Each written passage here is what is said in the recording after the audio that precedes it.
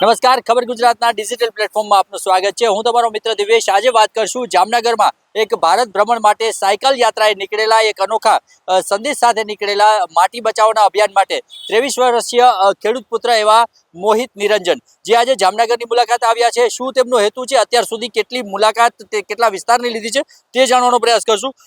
आप कहाँ से निकले थे और आपका मेन मोटिव क्या है, क्या किस किस विस्तार की आपने अब तक मुलाकात ली है? नमस्ते। मैं ललितपुर यूपी से निकला था। ललितपुर से निकल के मैं पूरा साउथ कन्याकुमारी गया, सारे स्टेट कवर करते हुए मध्य प्रदेश, महाराष्ट्र, कर्नाटका, तमिलनाडु, केरला से कन्याकुमारी, वहाँ से रामेश्वरम, रामेश्वरम से अपना नॉर्थ ईस्ट साइड, तो सारे स्टेट आंध्र प्रदेश, तेलंगाना, उड़ीसा, झारखंड, वेस्ट बंगाल, वहाँ से आसाम, नागालैंड और छत्तीसगढ़ नहीं जा पाया था क्योंकि वहाँ पे नक्सल अटैक हो गया था 2023 में।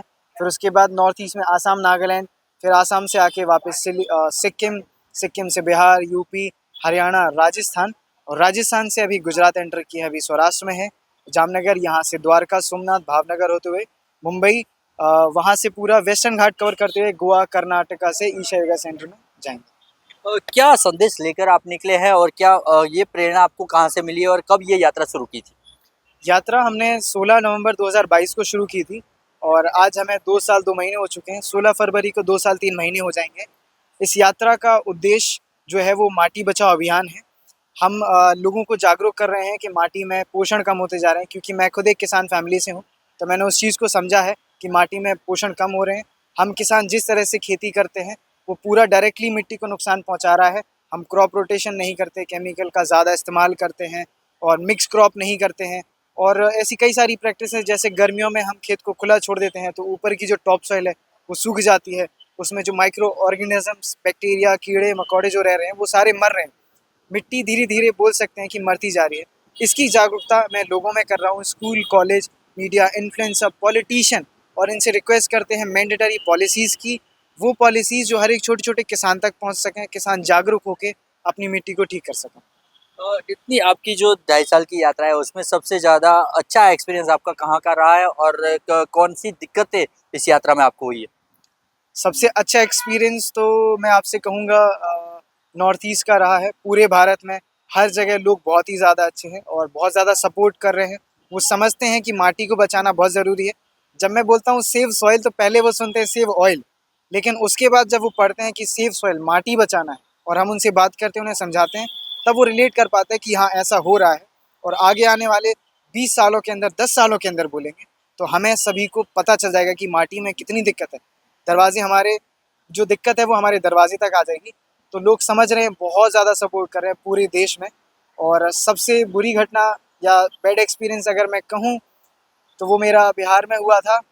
पटना से जब मैं निकल रहा था तो मैं बारिश में भीग गया था और 20 किलोमीटर आगे जाके मुझे स्किन एलर्जी हो गई थी। मेरी पूरी बॉडी स्वेल कर गई थी, सूज गई थी और पूरी बॉडी में खुजली हो रही थी। सीड बोलते हैं हमारे यहाँ। बहुत ज़्यादा खुजली, पूरी साइकिल करते वक्त मेरी पूरी बॉडी में फ्रिक्शन होते होते पेन हो रहा था। तो मैंने अपने सामने डेथ देख ली थी। मैंने भगवान को बोला आज मुझे बचा लेना, आज तो मैं मरने वाला हूँ, क्योंकि कोई मेडिकल शॉप नहीं। बिहार पटना के 20 किलोमीटर आगे गांव लग गया था, कोई भी मेडिकल शॉप नहीं। जैसे तैसे कुछ लोगों ने मेरी हेल्प करी और वो मेरा एक्सपीरियंस सबसे ज़्यादा ख़राब था।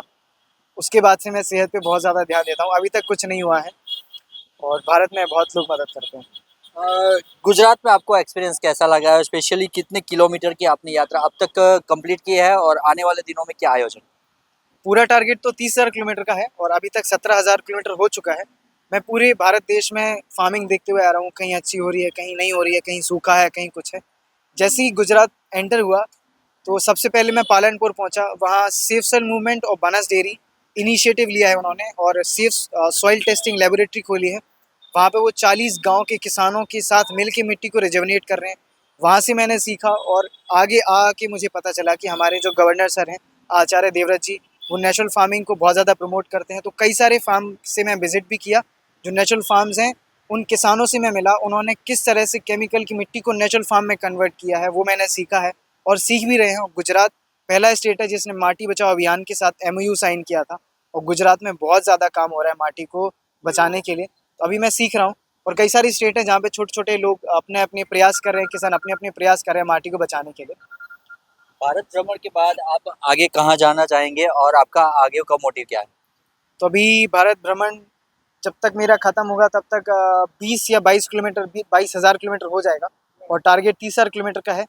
और 6 महीने से हम लोग प्लानिंग कर रहे हैं अब्रॉड जाने की, कि भारत में जो किसानी हो रही है, जिस तरह से किसानों ने केमिकल वाली मिट्टी से मिट्टी को स्वस्थ बनाया, रिजुविनेट किया, उसमें ऑर्गेनिक कंटेंट बढ़ाया, तो मैं बाहर लेके भी जाना चाहता हूँ अब्रॉड।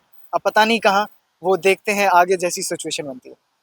23 વર્ષના ગ્રેજ્યુએટ મોહિત નિરંજન કે જે યુપી ના છે ને તે પોતે ભારત ભ્રમણ માટે નીકળ્યા છે ને માટી બચાવના સંદેશ સાથે ભારત ભ્રમણ કરી રહ્યા છે. અત્યાર સુધીમાં 19 જેટલા રાજ્યની મુલાકાત લીધી છે. તેમાં સૌથી વધારે ગુજરાતના તેણે વખાણ કર્યા છે કે ગુજરાતમાં હાલ અનેક જગ્યાએ માટી બચાવ માટેનું કાર્ય થઈ રહ્યું છે, જેના માટે રાજ્યપાલ પણ આ માટે મુહિમ ચલાવી રહ્યા છે. આવનારા દિવસોમાં ભારત ભ્રમણ યાત્રા પૂર્ણ થયા બાદ વિદેશ યાત્રા માટે પણ તેમના અત્યારના પ્રયાસો ચાલુ છે અને માટી બચાવવા માટેનો સંદેશ દરેક લોકોને આપી રહ્યા છે. જયેશ ધોળકિયા સાથે દિવેશ વાયડા, ખબર ગુજરાત, જામનગર.